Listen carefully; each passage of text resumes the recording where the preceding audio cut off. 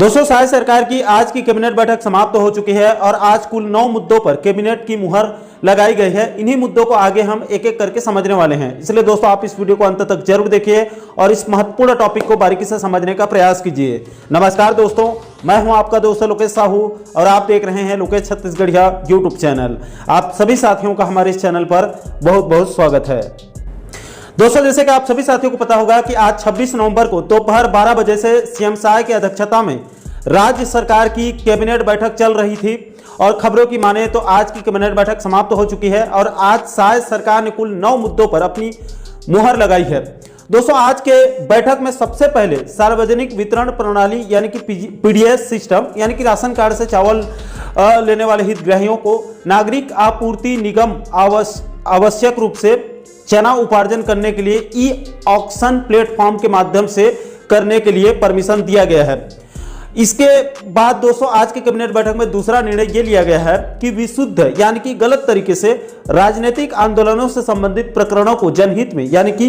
लोगों की भले के लिए न्यायालय से वापस लिए जाने के संबंध में मंत्रिमंडलीय उप समिति के द्वारा जो 54 प्रकरणों को अनुशंसित किया गया है उसको न्यायालय से वापस लाने के लिए अगली कार्यवाही को आज की कैबिनेट की अप्रूवल दिया गया है। इसके बाद दोस्तों आज के कैबिनेट बैठक में तीसरा निर्णय यह लिया गया है कि चालू खरीफ सीजन यानी कि 2024-25 में राज्य में मक्का फसल और प्रधानमंत्री अन्नदाता आय संरक्षण अभियान के अंतर्गत दलहन, तिलहन और रबी मौसम में यानी कि 2025-26 में चना, मसूर और सरसों के उपार्जन यानी कि खरीदी के लिए नेफेड और एनसीसीएफ को प्रोक्योरमेंट एजेंसी नियुक्त करने का जो है वो आज निर्णय लिया गया है।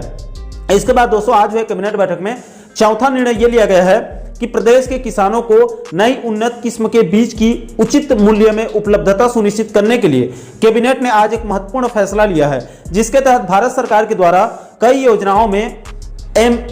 एम्पेंड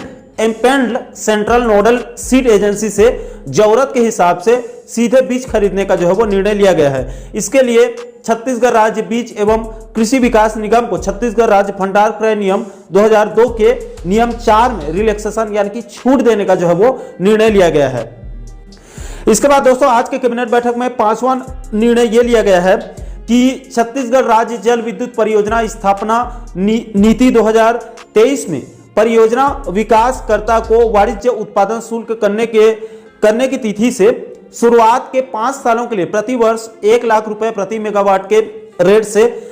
लेने वाले हरित ऊर्जा विकास शुल्क को खत्म करने का निर्णय लिया गया है। इस हरित ऊर्जा शुल्क में प्रति 5 साल के बाद 25% की वृद्धि करने का भी नियम था, उसको भी समाप्त करने का निर्णय लिया गया है। सरकार का मानना है कि इससे प्रदेश में जल विद्युत परियोजनाओं और ग्रीन एनर्जी के प्रोडक्शन यानी कि उत्पादन को बढ़ावा मिलेगा। इसके बाद दोस्तों आज हुए कैबिनेट बैठक में छठवां निर्णय यह लिया गया है कि कक्षा 5वीं और 8वीं की परीक्षाओं को केंद्रीकृत यानी कि सेंट्रलाइज करने के लिए स्कूल शिक्षा विभाग को अधिकृत किया गया है यानी कि ऑथराइज जो है वो दिया गया है। इसके अलावा दोस्तों आज के कैबिनेट बैठक में 7वां निर्णय यह लिया गया है कि छत्तीसगढ़ राज्य में housing and urban development corporation limited, जिसको शॉर्टकट में हुडको भी कहते हैं, उससे आवास, नगरीय विकास और अन्य क्षेत्रों में सहायता लेने के लिए एक समझौता यानी कि एमओयू के प्रारूप का अनुमोदन किया गया है यानी कि आज की कैबिनेट की अप्रूवल दिया गया है।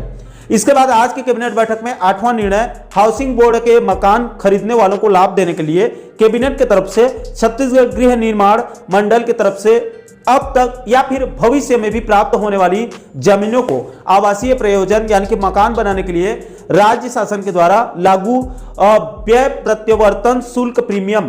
अर्थदंड और भू राजस्व के फिर से निर्धारण करने में छूट देने का आज की कैबिनेट बैठक में बड़ा निर्णय लिया गया है। इसके बाद दोस्तों अंत में आज की कैबिनेट बैठक में साय सरकार ने 90वें नंबर पर छत्तीसगढ़ गृह निर्माण मंडल के द्वारा फ्री होल्ड किए गए आवासीय भूखंडों के लिए व्यय प्रवर्तन शुल्क और अर्थदंड से छूट देने का यह भी जो है वो निर्णय लिया गया है। तो दोस्तों आज हुए कैबिनेट बैठक में साय सरकार की तरफ से इन्हीं 9 मुद्दों पर मुहर लगाई गई है। दोस्तों इन सभी मुद्दों को लेकर आप लोगों की क्या राय है? क्या इन फैसलों से प्रदेश को फायदा होगा या फिर नहीं? इन सभी मैटर को लेकर आप लोगों के जो भी राय होंगे आप नीचे कमेंट बॉक्स में अपनी अपनी प्रतिक्रिया आप लोग जरूर साझा कीजिएगा। और दोस्तों, आप आगे भी प्रदेश के इसी प्रकार के महत्वपूर्ण मुद्दों पर, महत्वपूर्ण टॉपिक पर वीडियो देखना चाहते हैं तो आप हमारे चैनल को जरूर सब्सक्राइब कर लीजिएगा, ताकि आने वाले सभी नए वीडियो का नोटिफिकेशन आप लोगों तक तुरंत पहुंच सके। दोस्तों, अभी के लिए फिलहाल इस वीडियो में इतना ही। मुझे दीजिए इजाजत। मैं मिलता हूं आपसे एक और महत्वपूर्ण मुद्दे के साथ, महत्वपूर्ण टॉपिक के साथ। तब तक के लिए जय हिंद, जय छत्तीसगढ़।